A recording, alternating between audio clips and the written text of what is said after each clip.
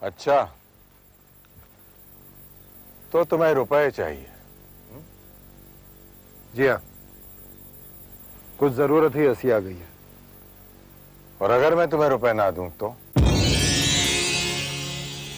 आप मजाक कर रहे हैं? नहीं, मैं मजाक नहीं करता, क्योंकि मैंने अपनी जिंदगी को तुम्हारा मजाक नहीं बनाया है विशाल। लेकिन अब मुझे लगता है कि तुम मुझे मिसयूज कर रहे हो। बात रुपयों की नहीं है, बात उसूलों की है, बात लालच की है। अब तुम मुझे मेंटली अपसेट करने लगे हो, मेरी नजरों में खटकने लगे हो विशाल। तो ठीक है ना, आप चाहते हैं मैं आपकी नजरों के सामने नहीं आऊंगा, आप रुपये किसी और के हाथ भेज दीजिएगा, लेकिन रुपये तो मुझे चाहिए चाहिए, वरना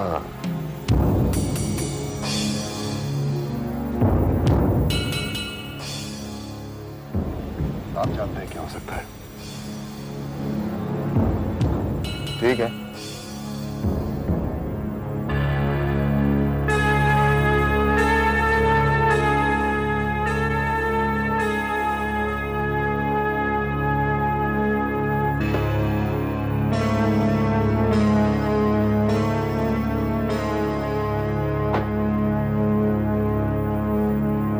विशाल।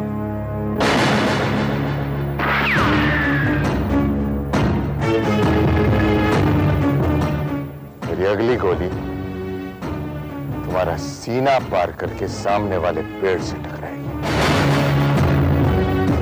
आइंदा जबान खोलने से पहले जरा सोच लिया करो, समझे?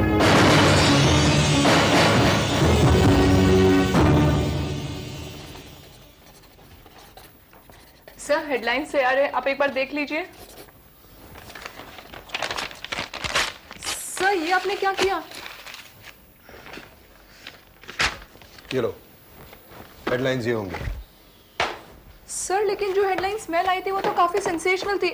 सर, ये तो कोई हेडलाइंस नहीं हुई। एक डॉक्टर को पुलिस पूछताछ कर रही है किसी स्कैंडल के मामले में। सर, ऐसी न्यूज तो अखबार के किसी कॉर्नर में होनी चाहिए। तुम समझोगे नहीं, ये बहुत सेंसेशनल हेडलाइंस होने वाली हैं। डोंट माइंड सर, पर ये तो कोई हेडलाइंस ही नहीं हुई। अनु, मैंने कहा ना, go and get this printed now.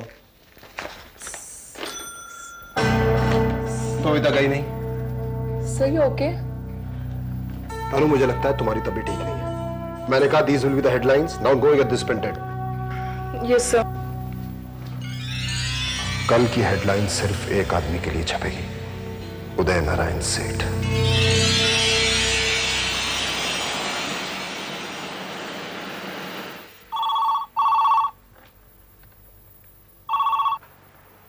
Hello, news पसंद आई सेठ साहब? सेठ जी, आपको मालूम होना चाहिए ये वही डॉक्टर है जिसने गंगा के बच्चे और आपके बेटे का डीएनए टेस्ट किया था। अब पुलिस इससे पूछताछ कर रही है और मुझे तो लगता है ये बातों बातों में सब कुछ बता देगा। आप तो जानते हैं पुलिस वाले अच्छों अच्छों की जुबान खुलवा देते हैं। ये तो बेचारा एक मामूली डॉक्टर है, डर के मारे सब कुछ पटर पटर बता देगा और डीएनए टेस्ट के हेरा फेरी के बारे में भी बता देगा। सेठ जी, ये फंसा तो हम दोनों को देगा। मैं तो चूहा हूं, मैं तो निकल जाऊंगा, लेकिन आप जैसा हाथी कैसे निकलेगा? मुझे तो लगता है आपके बेटे को और आपकी बहू को सब पता चल जाएगा। ओके बास, गंदे इंसान।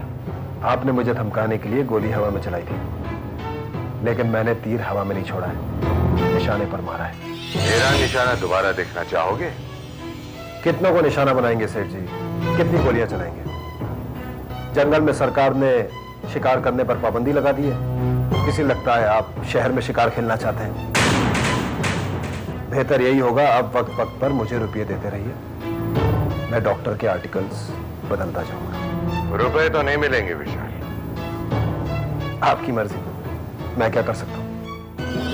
मुझे तो लगता है गंगा की किस्मत में आपके घर की बहू बनना लिखा है।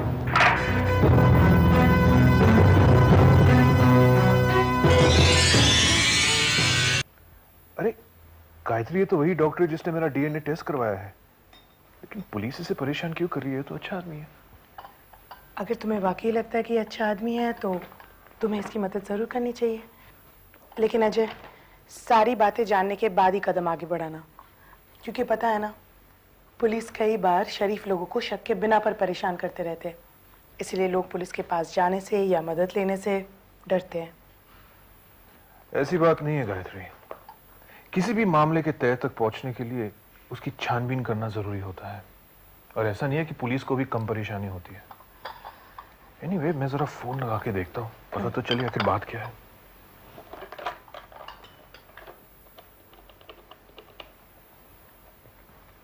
Hello ji, good morning. I am Ajay Narayan Seth here. Can I please speak to doctor Mehta?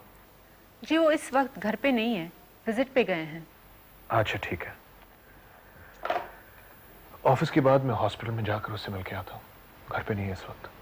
देखिए, मैं जानता नहीं मेरा गुनाह क्या है, और ये इंस्पेक्टर सावंत हैं कौन और क्या चाहते हैं, क्यों मुझसे पूछताछ नहीं करते, आखिर मेरा वक्त बर्बाद क्यों कर रहे हैं? मैं हूं सावंत। आप इंस्पेक्टर सावंत हैं? ठीक है, पूछिए, क्या पूछना है आपको? आपके इस चक्कर में मेरा बहुत नुकसान हो रहा है सर। बैठिए। देखिए डॉक्टर साहब, हमें एक गाड़ी मिली है जिसका नंबर है MH024343, और उस गाड़ी में हमें कुछ हथियार भी मिले हैं, और इत्तेफाक से वो गाड़ी आपकी है। क्या?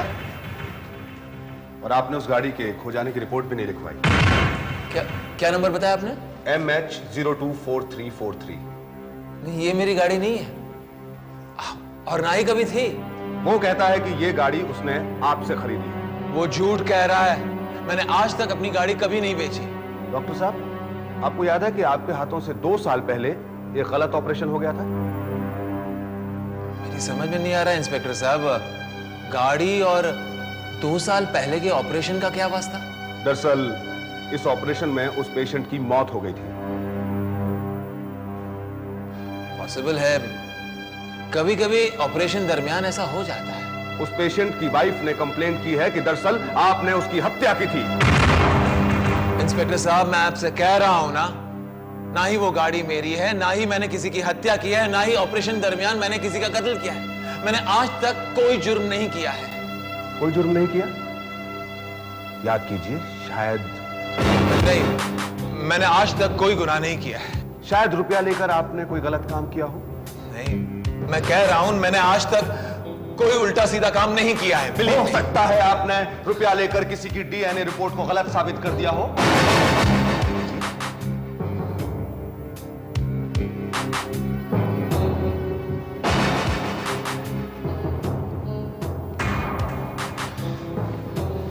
इंस्पेक्टर साहब, मुझे कुछ होगा नहीं ना? देखिए डॉक्टर साहब, मैं जानता हूं कि आप निहायत ही शरीफ आदमी हैं, और मैं आपकी पूरी मदद करूंगा, लेकिन आपको कोर्ट में आकर यह बयान देना होगा कि आपने गंगा की DNA रिपोर्ट में फिर बदल किया था, और आपको ओरिजिनल रिपोर्ट भी कोर्ट में पेश करनी होगी, ताकि जज गंगा के हक में अपना फैसला सुना सके और उसे न्याय दिला सके। अगर आपने ऐसा नहीं किया तो आपकी परेशानियां बढ़ सकती हैं। समझ रहे हैं ना? समझ रहा हूं, मैं सब कुछ बता दूंगा, सब कुछ, और सच सच बता दूंगा। अरे जेलर साहब, आप बैठिए बैठिए। गंगा, बहुत बहुत मुबारक हो। डॉक्टर ने अपना गुनाह कबूल कर लिया। सच? हाँ, और वो कोर्ट में अपना बयान देने को भी तैयार है। ये तो बड़े ही खुशी की बात है। इसका मतलब इंस्पेक्टर सावंत ने काम आसान कर दिया। अरे गंगा, पुलिस के आगे तो बड़े से बड़ा मुजरिम भी मुंह खोलने को मजबूर हो जाता है। ये तो एक मामूली सा डॉक्टर है जिसे सोसाइटी और अपने प्रोफेशन का ख्याल रखना पड़ता है। डॉक्टर पुलिस के आगे टेक नहीं पाया, और सावंत को ज्यादा वक्त नहीं लगा उसका मुंह खुलवाने में। मतलब विशाल के बाद अब डॉक्टर की बारी है। हाँ, डॉक्टर का बयान तुम्हारी जिंदगी की तमाम परेशानी को खत्म कर देगा, और कोर्ट का फैसला उदय नारायण को मजबूर कर देगा कि वो तुम्हें अपनी बहू माने। तुम्हें और तुम्हारे बच्चे को अपने सारे अधिकार मिलेंगे। इससे ज्यादा खुशी की बात और क्या हो सकती है? हाँ? जेलर साहब, मैं जानती हूँ मैं हक पर हूँ, और शायद इसीलिए कुदरत मेरा साथ दे रही है। यही तो मेरा मकसद है। गंगा, तुम्हारी मां अपनी जिंदगी जी चुकी, वो बेचारी सिर्फ इसलिए जिंदा है ताकि ताकि तुम्हें सुखी देख सके, और मैं जीते जी उसे ये सुख पहुंचाने की पूरी कोशिश करूंगा। गंगा, अब तुम्हारे अधिकार तुमसे दूर नहीं है।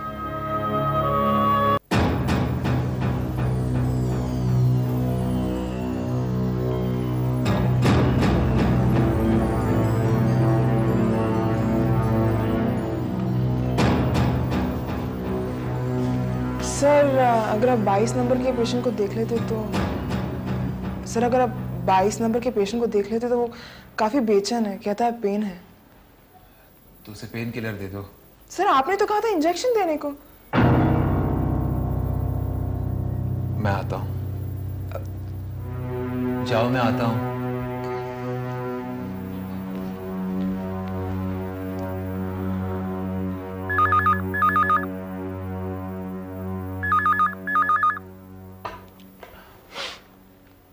हेलो डॉक्टर, आजकल न्यूज़पेपर की हेडलाइन में नाम छप रहा है तुम्हारा, बहुत नाम कमा रहे हो।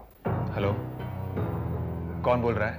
देखो डॉक्टर, अगर अजय नारायण की डीएनए रिपोर्ट की असलियत तुमने पुलिस को बता दी तो कानून से तो तुम्हें कोई सजा नहीं मिलेगी, लेकिन हमारी तरफ से तुम्हें मौत जरूर मिलेगी। कौन बोल रहा है? नाम क्यों नहीं बताते आप सामने क्यों नहीं आते? Hello hello. चिल्लाने से मौत टल नहीं जाएगी डॉक्टर। अगर मौत से बचना चाहते हो तो अपनी जुबान बंद रखना, अंडरस्टैंड? आप सामने क्यों नहीं आते? Hello hello.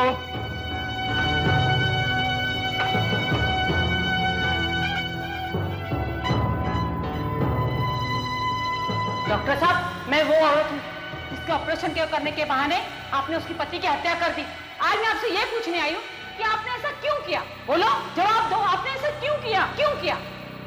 मैं एक पेशेंट हूँ, इलाज कराने के लिए आया था इस हॉस्पिटल में, लेकिन तुम्हारी बेईमानी सुनकर जा रहा हूँ यहाँ से, कहीं और अपना इलाज कराऊंगा। मैं भी अपने पिता को यहाँ से ले जा रहा हूँ। तुम जैसे मक्कार और बेईमान डॉक्टर से इलाज कौन कराएगा? अरे जिसकी कार से हथियार निकल सकते हैं, क्या वो डॉक्टर हो सकता है? वो तो खूनी है, खूनी। मेरा बच्चा यहाँ पे एडमिट है डॉक्टर साहब, अगर उसे कुछ हो गया ना तो इस हॉस्पिटल को आग लगा दूंगा। चलो।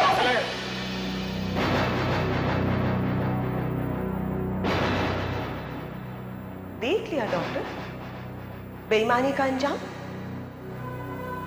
आज तुम्हारे पेशेंट तुमसे छिन गए हैं, कल तुम्हारी डिग्री तुमसे छिन जाएगी, और उसके बाद एक दिन तुम्हारी अपनी ही औलाद अपने नाम के आगे तुम्हारा नाम जोड़ने से इनकार कर देगी। बदनामी लेकर मारे मारे फिरोगे, लेकिन यह दुनिया तुम्हें चैन से जीने नहीं देगी। तुम्हारा पाप हर जगह तुम्हें नाकाम कर देगा, और उस वक्त तुम सिर्फ मौत मांगोगे, मौत, और तुम्हारा मर जाना ही बेहतर है।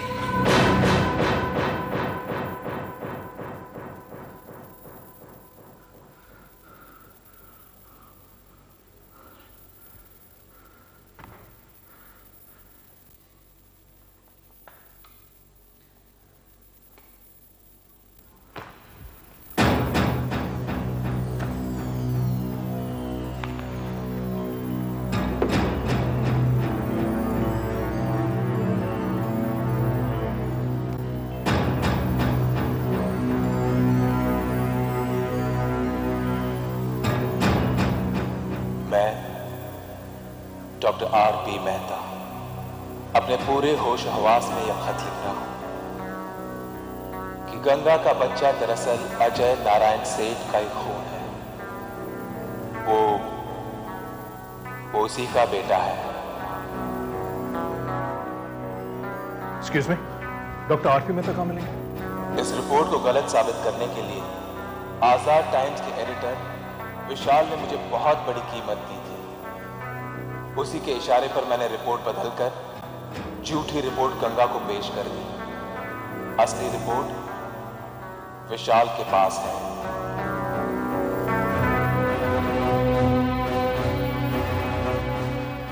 ये रिपोर्ट साफ साफ जाहिर करती है कि गंगा का बच्चा अजय नारायण सेठ की जायज औलाद है।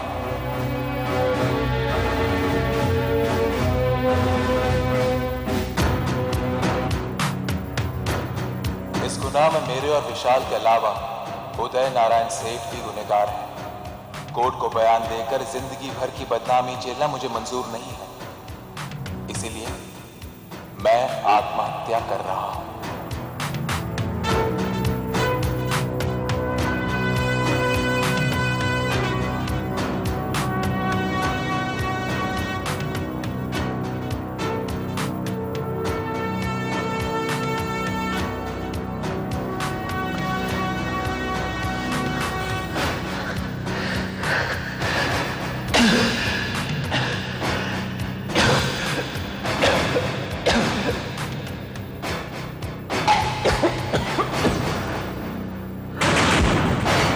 डॉक्टर वो पे doctor doctor doctor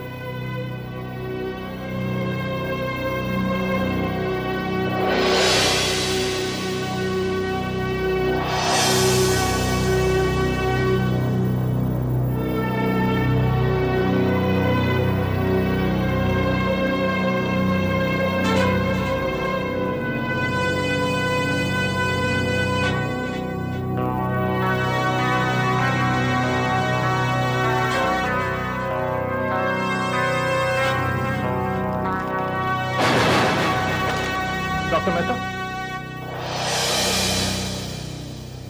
He's dead.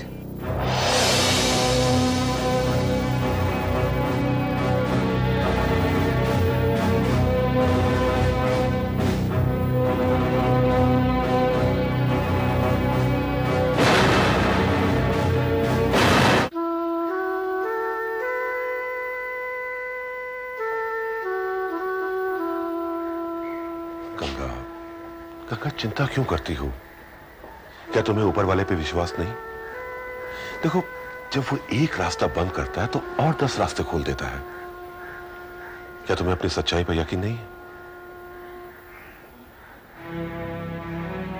तो फिर जब तुम्हें अपनी सच्चाई पर यकीन है, भरोसा है, तो निराश क्यों होती हो? गंगा, ये सब वक्त की बात है। और देखना, जिस दिन वक्त तुम्हारे साथ होगा ना, सब ठीक हो जाएगा। जेलर साहब, और क्या रास्ता निकल सकता है? फिलहाल तो कुछ भी कहना बहुत मुश्किल है। डॉक्टर जिंदा होता तो काम आसान था, लेकिन अभी तो और मुश्किल होता जा रहा है। लेकिन इसका मतलब ये मत समझना कि हम लोग निराश हो जाएं, हम लोग हिम्मत हार जाएं। नहीं गंगा, हम इंसानों के हाथों में कभी भी कुछ नहीं होता, और ना ही हम उस ऊपर वाले की लीला को समझ पाते हैं। मैं तो बस इतना ही कहूंगा कि सब ठीक हो जाएगा। तुम हिम्मत से काम लो, देखना जीत तुम्हारी होगी। सेठ जी, नागिन पिटारे से बाहर आ गई है। सबसे पहले उसने मेरे 10 करोड़ रुपयों को डसा, उसके बाद उस डॉक्टर को डसा। अब हमारी बारी है, इसलिए मैं आपको कह रहा हूं कि आप हर बात पर मुझ पर रिवॉल्वर तानना छोड़िए और सोचिए हमें करना क्या चाहिए। नागिन का पिटारा तुमने ही खोला था ना विशाल? उसको इतनी ज्यादा शय देने वाले तुम ही थे।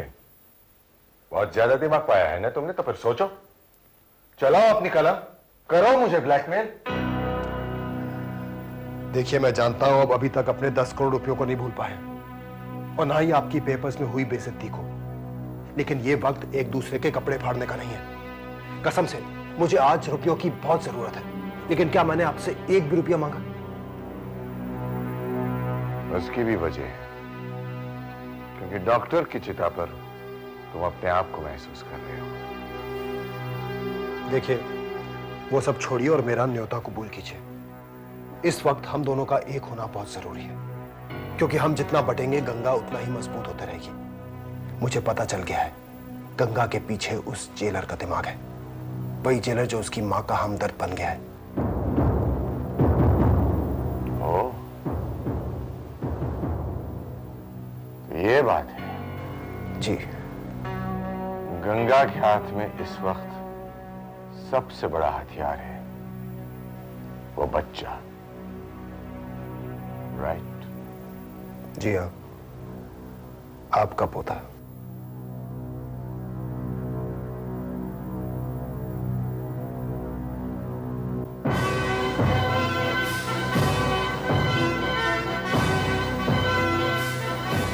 अगर वो बच्चा ही ना रहे तो